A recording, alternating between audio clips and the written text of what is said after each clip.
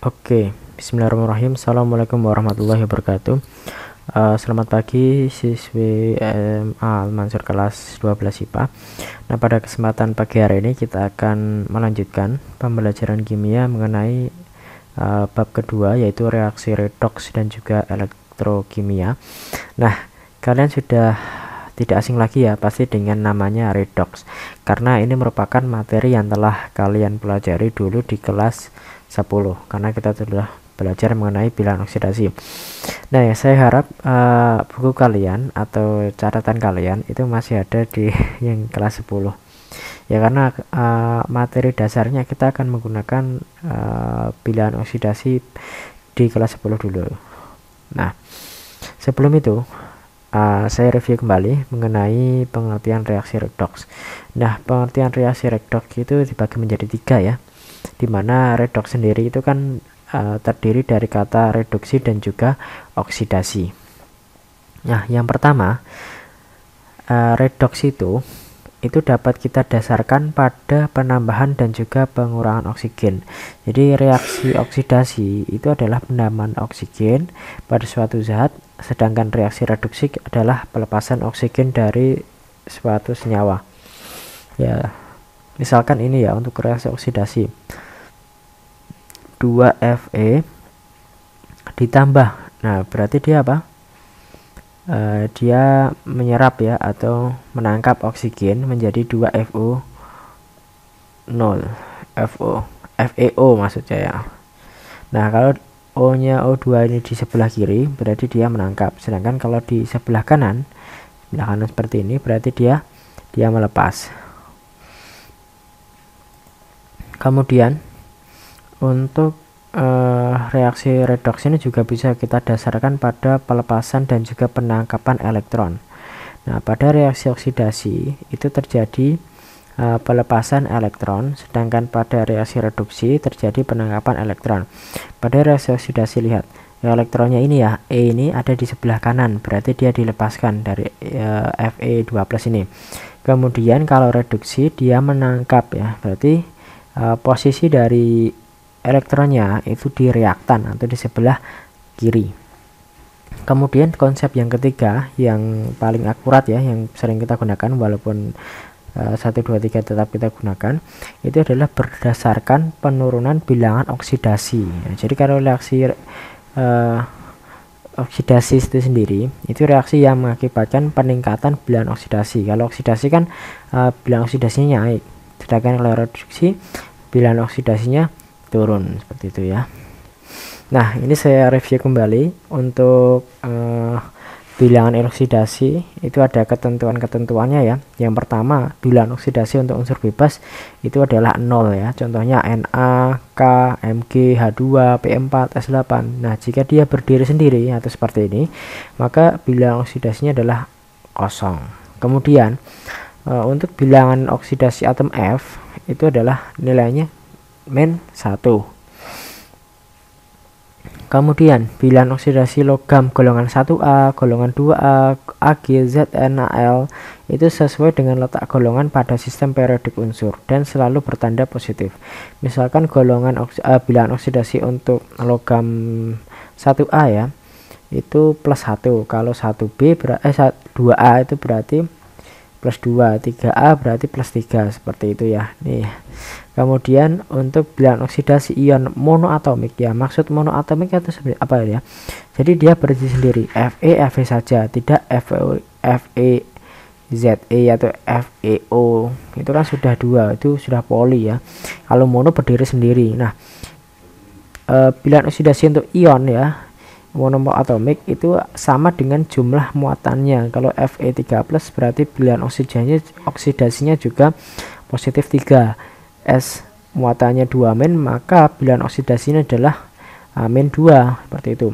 Kemudian untuk bilangan oksidasi atom H ya, dalam senyawa itu biasanya adalah +1, kecuali ya pada senyawa hidrida seperti NaH, LiH, BH2, kemudian AlH3, KH dan CaH2 itu memiliki bilangan kebalikannya, yaitu -1. Kemudian untuk bilangan oksidasi atom O dalam senyawa ya, jadi senyawa tidak berdiri sendiri, berarti ada hubungannya H2O, NaOH. Nah, itu adalah negatif 2. Nah, kemudian ada pengecualian, yaitu pada senyawa peroksida dan superperoksida, dan juga untuk bilangan F2O ya, itu beda-beda. Ada yang -1, -setengah, dan juga +2. Kemudian untuk jumlah bilangan oksidasi, atom-atom dalam suatu senyawa yang netral itu adalah 0 ya. Jadi contohnya Fe2O3. Nah, di sini tidak ditunjukkan muatannya atau netral, maka jumlah biloks dari Fe dan O ya, itu nanti akan sama dengan 0.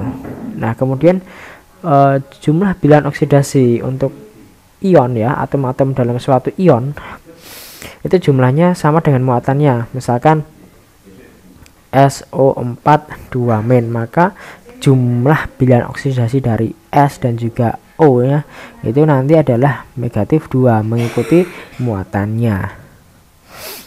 Nah, di sini untuk reaksi redoks itu tidak hanya cuma satu ya. Redoks itu ada redoks, kemudian ada reaksi autoredoks dan juga anti autoredoks.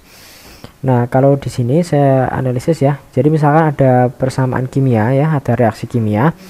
Kita harus tuliskan dulu bilangan oksidasi tiap-tiap atomnya. I berapa, Na berapa, O berapa, H berapa, Na berapa, I berapa, Na berapa, I berapa, O berapa, kemudian H berapa, O berapa. Nah, ditulis. Kemudian di sini ternyata ada penurunan dan kenaikan bilangan oksidasi, maka di situ disebut dengan reaksi redoks. Nah, jika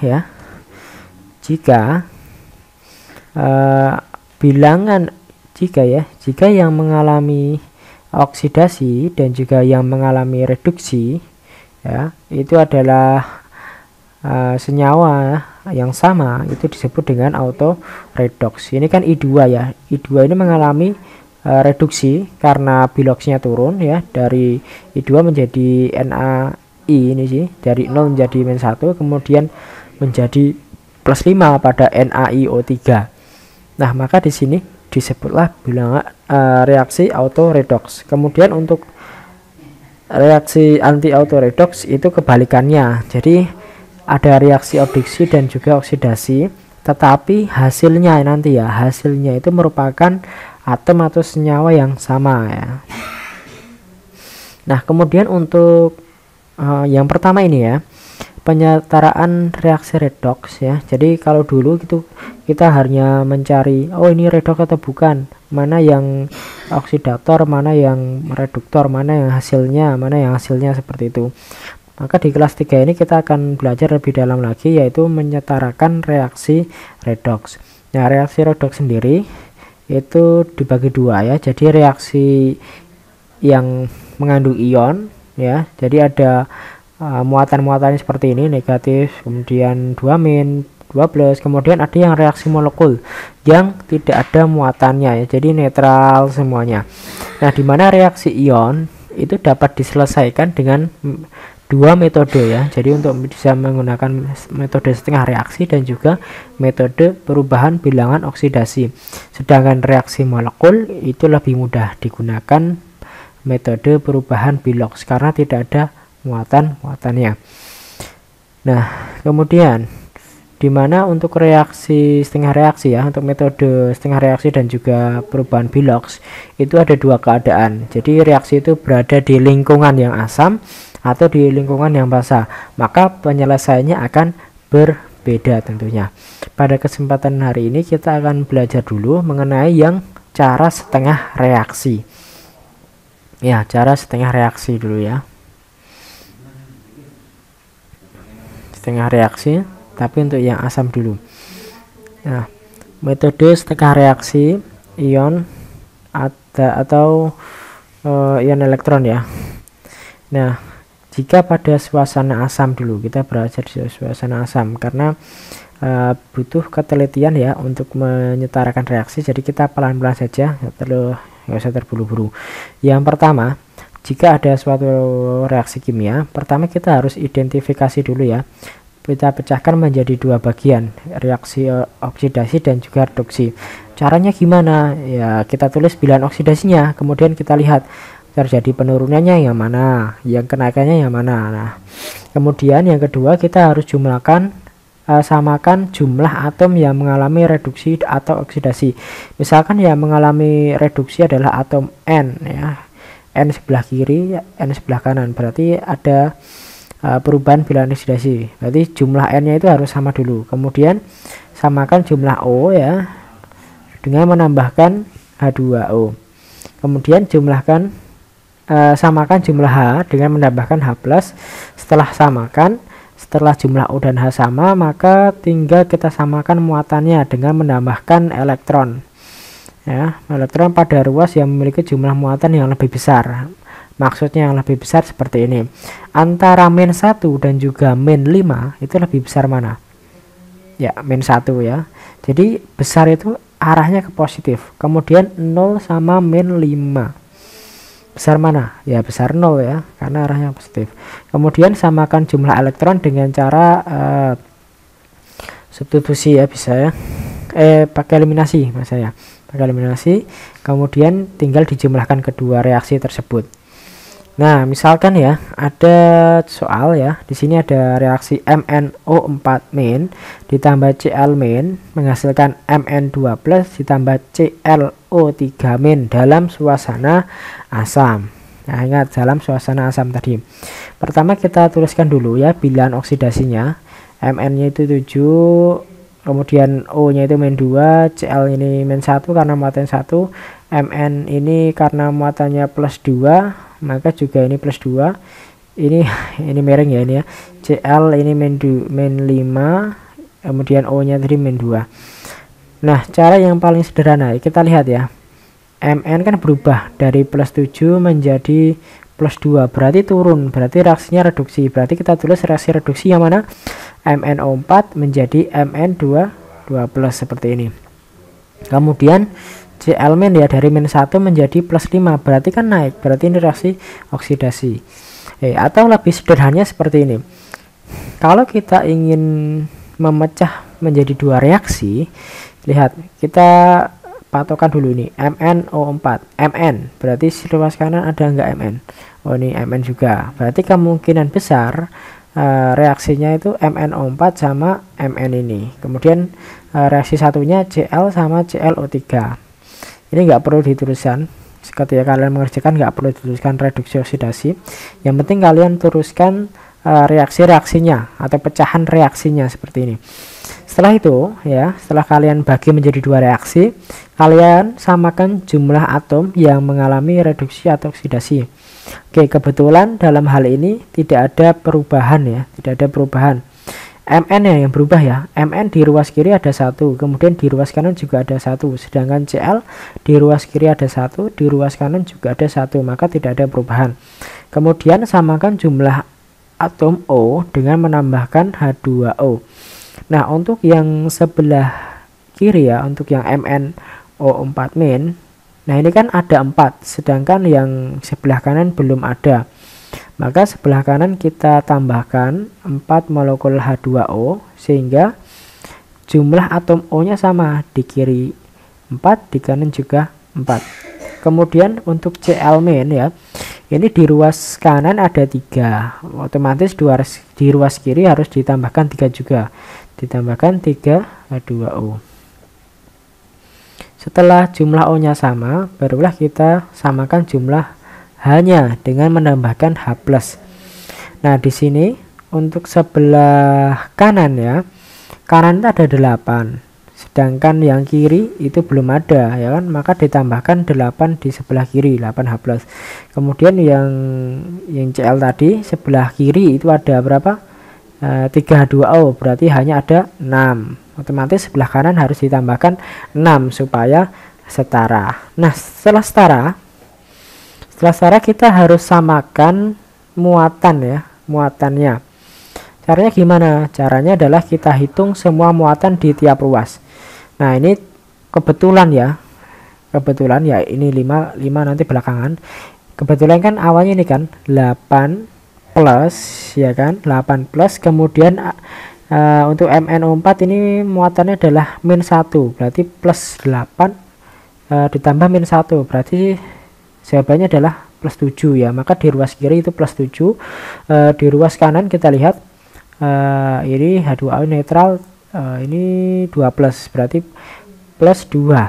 Nah, antara plus 7 dan plus 2 selisihnya berapa elektron? Oh, selisihnya 5. Kemudian 5 ini kita tuliskan yang mana? Yang kiri atau yang kanan? Ingat, kita taruh yang di bagian yang lebih besar. Oh, tentunya ke plus 7. Maka ditulis 5 elektron di ruas kiri. Kemudian untuk reaksi satunya, kita lihat di sini untuk ruas kirinya cuma ada Cl ini min 1. Kemudian di ruas kanannya ini ada 6H plus ya, berarti 6 positif, 6 plus tambah negatif 1, berarti plus 5. Nah, minus 1 sampai plus 5 itu selisihnya berapa? Oh, selisihnya 6 ya. Nah, kemudian dituliskan di mana? Ingat, dituliskan di muatan yang lebih besar, yaitu di ruas kanan, karena muatan di ruas kanan itu plus 5 ya. Nah, setelah kita dapat dua persamaan ini, nah untuk menyederhanakannya kita harus hilangkan elektronnya dengan cara eliminasi ya. Jadi untuk sama-sama menghilangkan, maka kalipatan KPK-nya ya. KPK-nya itu kan 5 sama 6 berarti 30 ya, yang paling memungkinkan. Berarti untuk persamaan yang pertama ya, untuk persamaan reaksi kimia pertama kita kalikan 6, dan yang kedua dikalikan 5. Nah, setelah itu didapatkan hasil seperti ini. Untuk yang reaksi pertama 30 elektron ditambah 48H plus ditambah 6 MnO4- menjadi 6 Mn2 plus ditambah 24H2O. Kemudian reaksi yang kedua 15H2O ditambah 5Cl- menjadi 5ClO3- ditambah 30H plus ditambah 30 elektron. Nah, pertama kan otomatis elektronnya akan hilang ya, karena sama-sama 30 akan hilang. Kemudian kita tuliskan yang mana ini?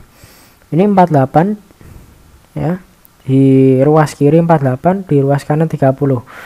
Jadi 48 dikurangi 30 berapa? 18. Maka kita tuliskan 18H+. Kemudian kita tuliskan 6 MnO4. Setelah itu nah ini 15H2O sama 24H2O. Besaran mana? Oke, besaran yang 24. Maka yang 15 nanti di ruas kiri nanti akan habis. 24 dikurangi 15 adalah 9 ya. 9 nanti kita simpan 9 ini. Maka ini habis, tinggal 5Cl-. Nah, kemudian di ruas kanan ini 6Mn2+, kemudian H2O tadi sisa berapa? 9 ya, 9H2O, kemudian 5ClO3-. Nah, untuk yang 30 tadi kan sudah habis, dikurangkan dengan 48. Nah, maka penyetaraan reaksinya menjadi 8H+ ditambah 6MnO4- ditambah 5Cl- menjadi 6Mn2+ ditambah 5ClO3- ditambah 9H2O. Nah, kalau kalian cek pasti sudah setara ya. Jadi muatannya setara, kemudian jumlahnya setara, jumlah Mn setara, jumlah O setara, jumlah Cl-nya juga setara. Nah, kemudian misal kalian menjawabnya terbalik-balik, Cl-nya di depan Pak, kemudian H+-nya di belakang. Nah, nggak apa-apa, yang penting masih dalam satu ruas. Misalkan ruas kiri, ruas kanan, seperti itu. Oke, mungkin cukup sekian pembelajaran hari ini, semoga bermanfaat. Assalamualaikum warahmatullahi wabarakatuh.